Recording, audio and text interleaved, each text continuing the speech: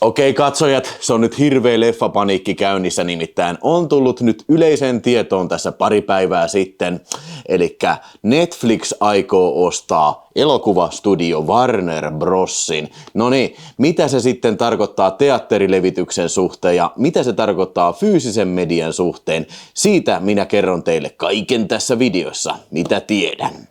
Eli Netflixiä mun ei varmaan kenellekään tarvitse selittää, mikä se on. Eli suurin tämmönen suoratoistoalusta. En tiedä, onko Disney isompi, mutta kyllä Netflix on ainakin vanhin, että onko se 2007 vuodesta tehnyt tätä striimaushommaa sitten.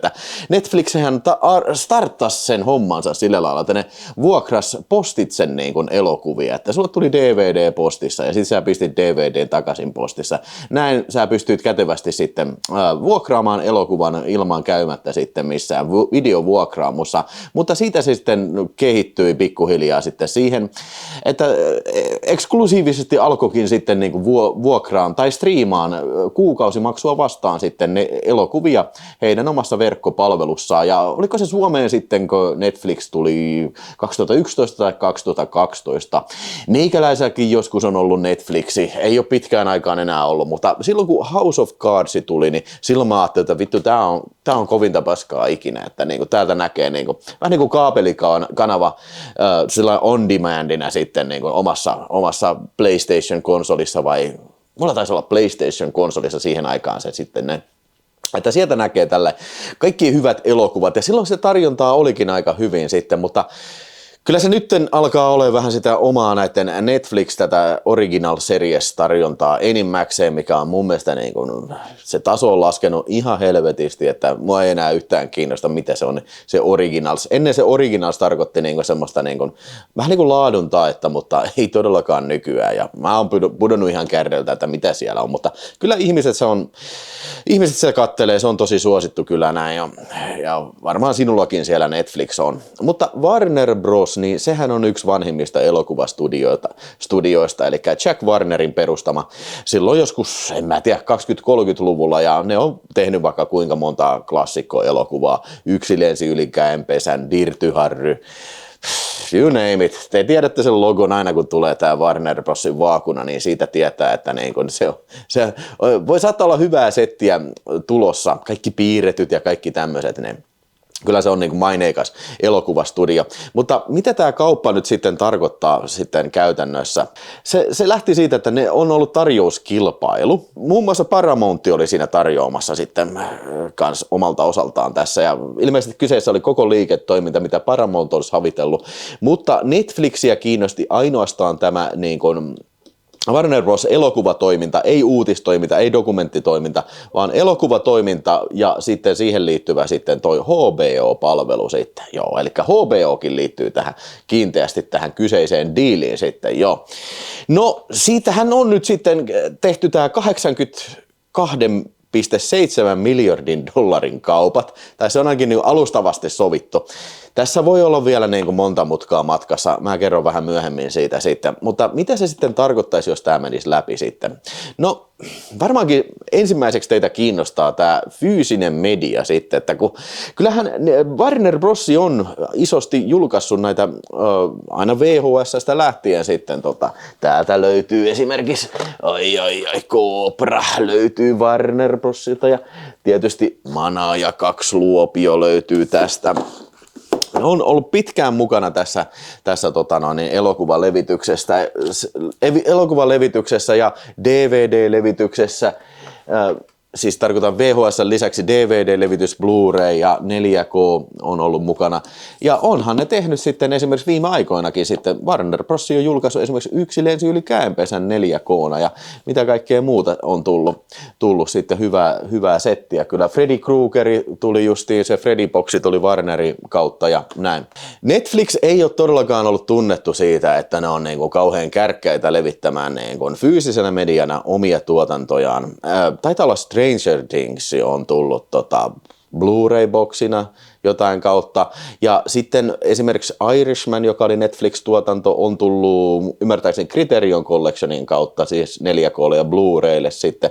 Näitä löytyy muutama esimerkki, mutta pointti on se, että se ei ole mitenkään niin kuin kirkossa kuulutettu, että jos joku on Netflix-tuotanto siellä niiden omassa striimauspalvelussa, että se tuli sitten Blu-raylle tai 4K:lle tai edes DVDlle. Esimerkiksi on pitkään odotellut sitä Night Comes for Us, sitä väkivaltatappelu martial arts-elokuvaa, joka on Netflixin omaa tuotantoa, niin sitä ei saa mitenkään. Paitsi on nähnyt, että sitä on kyllä niin kuin piraattina myynnissä tuo huutonetissä, mutta en mä semmoisia ota. Mä haluaisin, että joku Criterion tai joku lisensoisi sen sitten, niin kunnon viralliselle kotijulkaisulle sitten, että se on niinku se niiden rosteri, niitä ei kiinnosta, tiedätkö, fyysinen media. Se on heidän silmissään ihan karkkirahaa, karkkikauppaa. Nimittäin, jos sä maksat 82,7 miljardia niin kuin HBO toisesta palvelusta ja sitten elokuvakatalogista, niin siinä ei kuule niin kuin muutamat 10 tai 100 miljoonat fyysisen median tuottona, niin ei se kauheasti paina siinä vaakakupissa sitten, kyllä voi kuvitella näin. Mutta semmoinen asia, mitä tästä yhtälöstä ei yleensä mainita, ainakaan kun mä katsoin Ylen uutista tästä ja sitten noita on ollut paljon ulkomaisia näitä tämmöisiä YouTube-videoita tehty kanssa. En tiedä, onko kukaan tehnyt suomeksi. Tämä saattaa ehkä olla ensimmäinen, tai sitten ei. Niin niistä yleensä puuttuu maininta tästä, että on semmoinen kuin SDS, eli Studio Distribution Services, jonka Warner Bros. Lanseerasi sitten yhteistyössä Universal Picturesin kanssa vuoden 2020 alussa. Eli tämmöinen yhdistetty niin kuin fyysisen median niin kuin tämmöinen powerhouse sitten. Ja siihen myöhemminkin on liittynyt sitten Sony mukaan ja sitten nyt kyllä tuoreempana on toi Shout Factory, eli Shout Studios on siinä kanssa mukana. Tämä on niinku semmoinen, ainakin Sony tai siis on Warner Bros. Ja Universalin niiden puolesta. Tämä on sopimus, mikä on voimassa vuoteen 2030 asti. Netflix itse lupasi kunnioittaa olemassa olevia sopimuksia. Se ei nyt välttämättä ole, se ei ole mikään sopimus, mutta niin kuin se on suullinen niin kuin lupaus siitä, että kunnioitetaan niitä. Joten ainakin voisi olettaa, että vuoteen 2030 mennessä tämä tilanne ei muutu yhtään mihinkään sitten. Ja mä en oikein jaksaisi kuvitella tai uskoa siihen, että niinku Netflix ei edes kauheasti kiinnostaisi fyysinen media suuntaan tai toiseen. Että jos se diili on ja se on niinku tuottaa rahaa, niin mä en näe sitä, että ne jotenkin pitäisi sitä kilpailijana sitten tähän niinku striimaushommaan, koska niin kuin sanottu, niin fyysisen median myynnit, mulla nyt ei ole mitään statistiikkaa sitä paljonko se on ollut viime vuonna tai tänä vuonna sitten, mutta jos puhutaan nyt 88 miljardista, me puhutaan niin kuin 100 miljardeista tässä, niin fyysinen media on ehkä yhteensä just joku miljardi, ehkä jopa 2 miljardia, niin se ei niin kuin suuntaan tai toiseen hetkauta niitä. Mä voisin jopa kuvitella sillä, että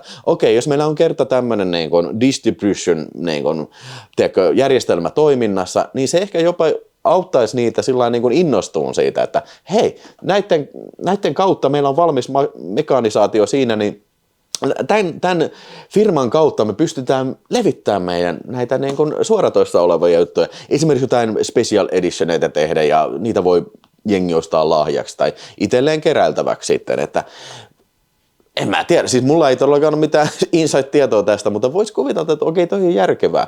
Jos se on niin kuin 10 miljoonaa plussaa sieltä, niin voisi niin olla, että niin kuin semmoinen raha kiinnostaa kuitenkin, mutta hei, en tiedä, miten nämä näitä katsoo tätä niin kuin yhtälöä sitten, että onko se aina niin kuin fyysinen media, DVD, Blu-ray, 4K, onko se aina pois sitten katsoja heidän striimauspalvelulta. En mä oikein usko siihen, koska niin kuin erilaiset ihmiset eri motiivista alkaa katsoa striimauspalveluita ja erilaiset ihmiset eri motiiveista menee ostamaan näitä. Niin kuin. Ne on me keräilijät, jotka näitä ostaa lähinnä. Ja sitten on niin kuin perustavalliset kuluttajat, jotka ei todellakaan osta mitään, niin ne kattelee niitä striimauspalveluita. Ja muutenkin, siis tämä diili koskee tätä niin kuin elokuvateatteribisnestä ja sitten sitä niin sanottua niin kuin back-katalogia, eli kaikkia näitä vanhoja filmejä, mitä Warner Bros. On vuosien varrella tehnyt, niin mä haluan siinäkin kohtaa kiinnostaa niin kuin varmaan aika marginaalisesti nämä back-katalogi-elokuvat. Kyllä niitä varmaan katsellaan jonkun verran, mutta ei ne mitään sisäheittotuotteita ole suoratoistopalveluun. Niitä on tämmöiset, sinä ja minä olette niitä, joka innostuisi jostain Goniesin kattomisesta varmaan täällä suoratoistossa, mutta se suuri yleisö menee isojen uusien elokuvien perässä, uusien sarjojen perässä, ja tässä vaiheessa mun argumentti tulee peliin. Mä veikkaan, että tämä kauppa ja iso tarjous johtuu siitä, että ne ostaa kilpailijan pois HBO:n, eli on ennenkin tapahtunut tällainen isoissa yritysdiileissä sillä että mielettömän isolla rahalla ostetaan joku palvelu omaan käyttöön. Esimerkiksi YouTube ostettiin Googlelle silloin, ihan kun se oli ihan alkukengissä miljardilla dollarilla, mikä oli ihan ennenkuulumaton kauppa siihen. Ja Facebook osti WhatsAppia ja näitä esimerkkejä löytyy vaikka kuinka paljon. Pelimaailmasta löytyy helvesti esimerkkejä, että on siis massiiviseen hintaan ostettu, esimerkiksi Microsoft on haalinnut pelistudioita omaan kattonsa alle. Niin tässä on mun mielestä ennen kaikkea kyse siitä. Mutta sitten seuraava asia vielä, joka on ehkä vähän vakavampi asia. Mä en niin pidä tätä fyysistä mediaa niin suurena ongelmana. Toivottavasti en ole väärässä, voin olla väärässäkin, mutta se mikä on oikeasti suuri ongelma tässä on sitten tämä elokuvateatterin levitys. Nimittäin elokuvateatterit on nytkin jo tosi hätää kärsimässä, siis varsinkin USAssa, eli kävijämäärät on laskenut siis koko 2020-luvun, siis tietysti pandemian takia ja sitten tietysti sen jälkeenkin tämä lama on jatkunut, koska on ollut näitä lakkoja ja tällä. Mutta siis pointti on siinä, että siis ihmiset eivät ole palannut elokuvateattereihin sillä miten filmistudiot on toivonut. Ja se on heidän vähän omaa syytä, että oltiin ahneita ja siirryttiin pandemian aikaan tähän tämmöiseen striimausnormaaliin, että leffa tulee elokuvateattereihin, se on ehkä kuukauden siellä. Ja sit sä voit odotella sitten tyyliin kuukauden parin päästä, niin se on sitten sulla ilmatteeksi katsottavissa siellä kotisohvalta. Tai sitten myös se, varsinkin näissä lastenfilmeissä on se, että leffa tulee melkein samaan aikaan sillä vuokrattavaksi tonne striimiin. Vaikka hinta voi olla suolainen, joku $20, 20 €, ehkä enemmänkin, mutta jos miettii, että sulla on vaikka pari kilua siinä ja joku muijakin siinä kainalossa, niin siinä on 4 ihmistä, jotka ei mene elokuvateattereihin, niin vuokraa sen, katsoo sen yhdessä ja sitten syö nämä leffaherkut himassa, niin siinä on iso säästö meinaan äkkiä, ettei viitti lähteä sinne katselemaan mainoksia ja epäsiisteihin elokuvateattereihin ja vielä ylihinnoiteltuun elokuvateattereihin. Lipuhinta on noussut koko ajan tässä, että sitä tämä uhkaa mun mielestä paljon enemmän, koska Warner Brosilla on kuitenkin ollut edelleen tämmöinen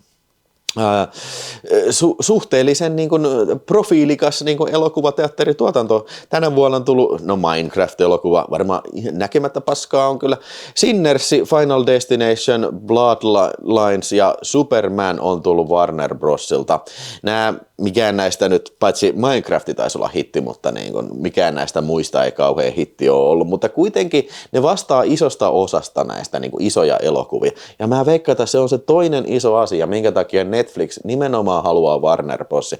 Eli vaikka ne tuottaa lisää elokuvia, ihan samalla skaalalla voi kuvitella näin, niin siitä huolimatta mä oon aivan varma, että tämä diili, sikäli mikäli se menee tällaisenään läpi, niin vaikuttaa siihen, kuinka kauan elokuva on elokuvateattereissa. Ja sehän suoraan tarkoittaa sitä sitten, että jos elokuva on, sanotaan näin, pahimmillaankin vaikka viikko tai 2 viikkoa, missä sen tavallisessa tapauksessa olisi ollut ehkä jopa 2 kuukautta tai ehkä enemmänkin, niin jos se poistuu sieltä ennenaikaisesti sen takia, että se saadaan suoraan striimaukseen, niin se vähentää katsojia, koska katsojat myös ei ole tyhmiä. Ne ei mene elokuvateattereihin maksaa iso lipuhinta, jos ne tietää, että se on tulossa tyyliin kuukauden päästä sinne suoraan striimiin, että mä voin ilmatteeksi jopa katsella sen sieltä. Se vähentää sitä. Ja kun katsojat vähenee elokuvateattereissa, elokuvateattereiden määrä vähenee. Salien määrä vähenee. Ja sitten myös elokuvalipun hinta nousee taas entisestään, koska se tulee tämmöinen niin kuin, vähän niin kuin teatterin tyylinen niin kuin ylellisyys, että saattaa olla, että okei, kohta me katsotaan niin kuin 30 elokuvalipuhintaa.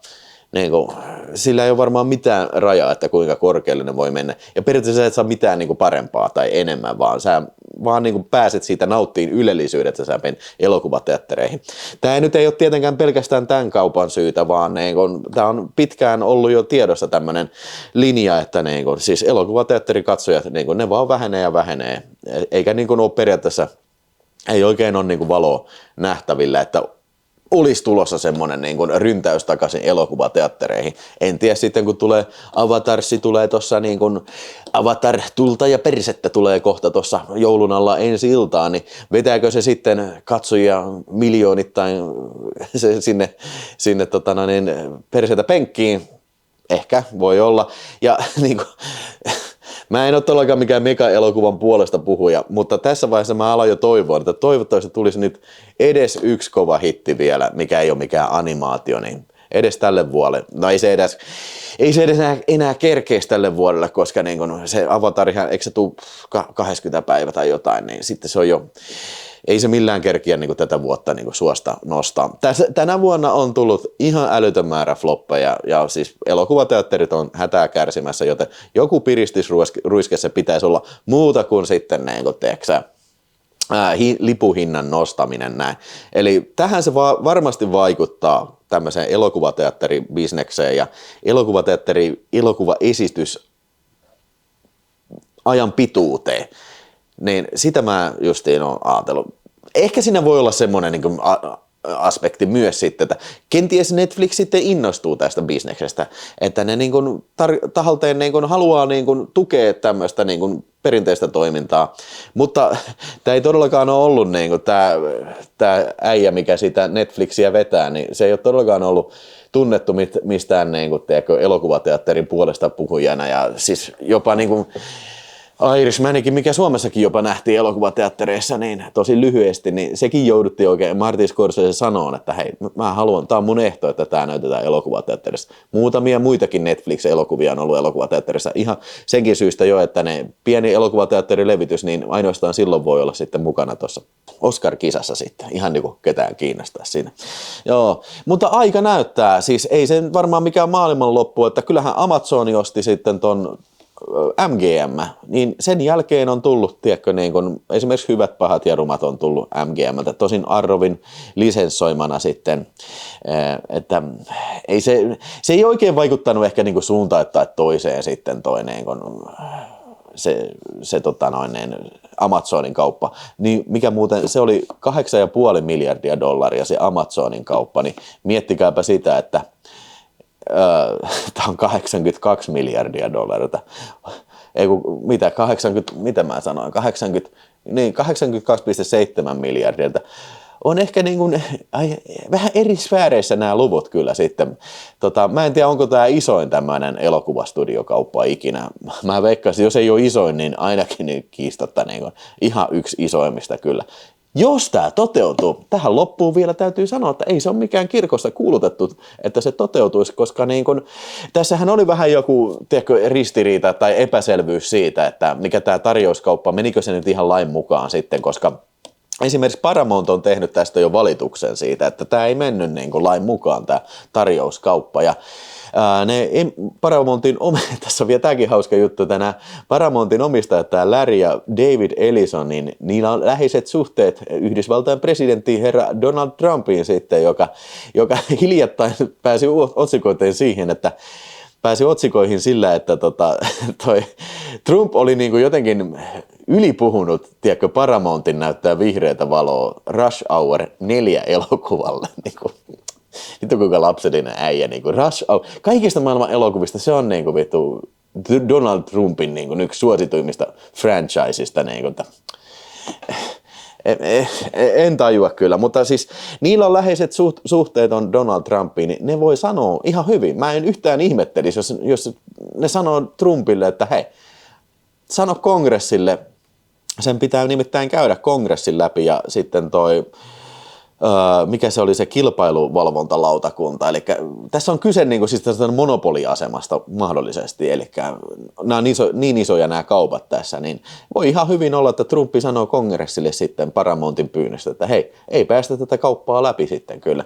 Mutta vaikka se menisi nyt ihan heti läpi, niin siitäkin huolimatta siinä kestäisi varmaan niin kuin vuosi ainakin tässä, että se oikeasti se diili menee läpi. Ja älkää unohtako sitä SDS-hommaa, mikä kestää sitten vuosikymmenen loppuun asti, että niin kun, ei tämä nyt varmaan mikään tuomiopäivä ole, mutta ei tämä todellakaan mitään hyviäkään uutisia ole kyllä, että ei sitä ei ainakaan voi sanoa niin. Mutta hei, mitä ajatuksia sulla on? Kirjoita kommentteja tuohon alas ja pistä muuta palautetta, jos tuli mieleen. Tämä oli tämmöinen vähän erilaisempi video tähän väliin. Kiitos, että jaksoit katsoa ja palataan sitten perinteisempään aiheeseen seuraavassa videossa. Moro!